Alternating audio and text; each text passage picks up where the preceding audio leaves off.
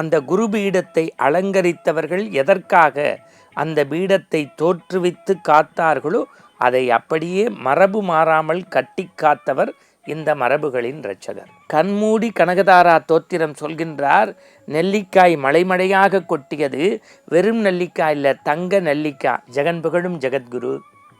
இந்த மண்ணை ஆட வந்த மகாபுருஷர் காஞ்சி மகாபெரிய சுவாமிகள் 68வது பீடாதிபதி. அந்த மகா குருவை பற்றி நல்ல நல்ல செய்திகளை சிந்தித்து வருகின்றோம். இன்றைய தினம் மரபுகளின் இரட்சகர் மகா பெரியவர் என்கின்ற ஒரு கட்டுரை படித்தேன். அதை அப்படியே உங்களுக்கு சொல்ல போகிறேன். மரபுகளின் இரட்சகர் மகா பெரியவர்.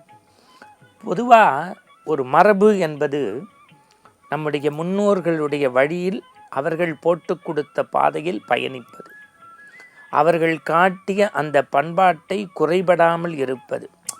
இப்போ ஒரு வளையம் இருக்குது, ஒரு சங்கிலி தொடர், இதற்கும் உள்ள இணைப்பு இருக்குது பாருங்கள். அது அறுபடாமல் இருந்தால் தான் இதுக்கு மதிப்பு. ஒன்று அருந்துட்டால் கூட இது பயன் தராது.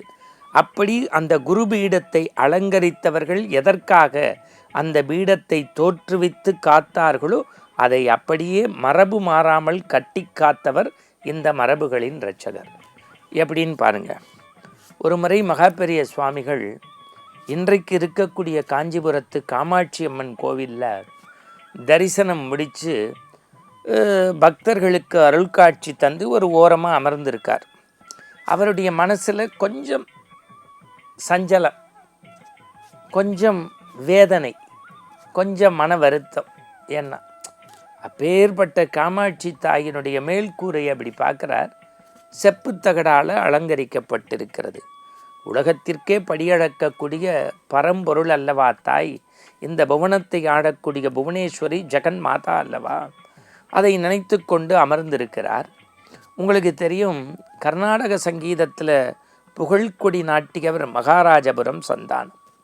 அவருடைய தந்தையார் விஸ்வநாத ஐயர். மகாராஜபுரம் சந்தானத்தினுடைய தந்தையார் மகாராஜபுரம் விஸ்வநாத ஐயர் காமாட்சி கோயிலுக்கு வரார். திருக்கோயிலை சுற்றுறார். பெரியவர் இருக்கின்ற இடத்தை பார்த்து போய் நெடுஞ்சாங்கடையாக விழுந்து ஆசீர்வாதம் வாங்கிக்கிறார். பெரியவர் அவர்கிட்ட கேட்குறார், உங்களுக்கு கனகதாரா தோத்திரம் தெரியுமா?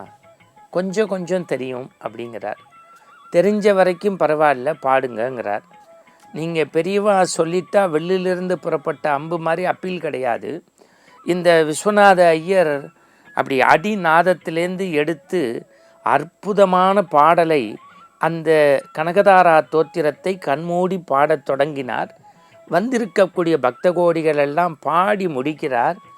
அவருக்கு முன்பு உள்ள தட்டில் அந்த கூட்டத்திலிருந்து ஒரு பெண்மணி அப்படியே கையிலேருந்து கலட்டி ஒரு தங்க வளையலை போடுறாங்க.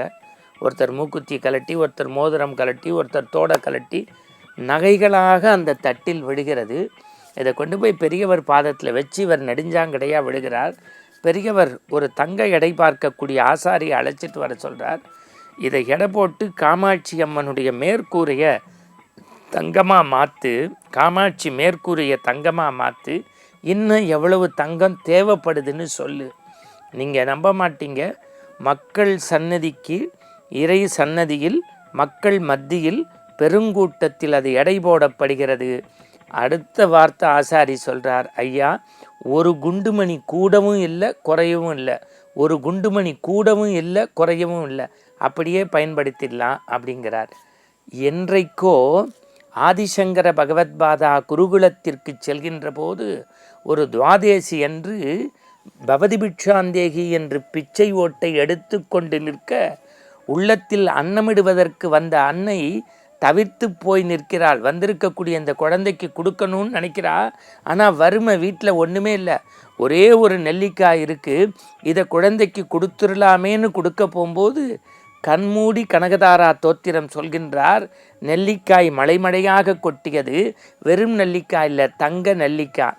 இப்போ ஆதிசங்கர பகவத்பாதா கனகதாரா தோத்திரம் சொன்னால் ஒரு இல்லத்தினுடைய வறுமை நீங்கும் என்பதை சொல்லில் காட்டினார். அதை அப்படியே மரபுகளின் இரட்சகரான காஞ்சி மகாபெரிய சுவாமிகள் செயலில் காட்டினார். எப்படி? இந்த விஸ்வநாத ஐயரை அந்த கனகதாரா தோத்திரத்தை பாடச் சொல்லி அதன் மூலமாக அன்றைக்கு யாரிடத்திலும் யாசகம் கேட்கல, மனமுவந்து மக்கள் கொடுத்த நகைகளை உருக்கி தங்கத் தகடாக மாற்றினார். அப்போ ஆதிசங்கரர் தோற்றுவித்த அந்த மரபை மறக்காமல் காத்த மரபுகளின் இரட்சகர். இன்னொன்று ஒற்றை செய்தி சொல்கிறேன் பாருங்க. எப்போதுமே ஆதிசங்கர பகவத்பாதா நான் சொல்லியிருக்கேன், மாத்ருகா பஞ்சகம் எழுதியது மட்டுமல்ல, அவர் காவி பெரிது, காவியை விட கமண்டலம் பெரிது, கமண்டலத்தை விட தண்டம் பெரிது, அதை விட தாயார் அன்பு பெரிது என்பார். அதுபோல தான் பெரியவர் தனக்கு யாராவது பணிவிட பண்ண வந்தால் வேண்டாம், உன்னை பெற்ற காமாட்சிக்கு, உன்னை பெற்ற ஆண்டாளுக்கு, மீனாட்சிக்கு, தாயாருக்கு பணிவிட பண்ணும்பார். அந்த மரபுகள் மாறாமல்.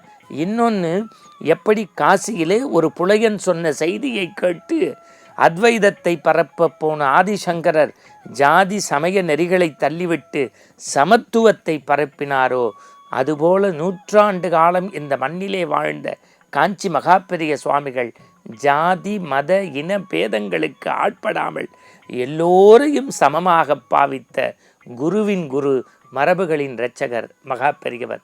இது போன்ற சுவைமிகு செய்திகளோடு நாளை சந்திப்போம். வணக்கம்.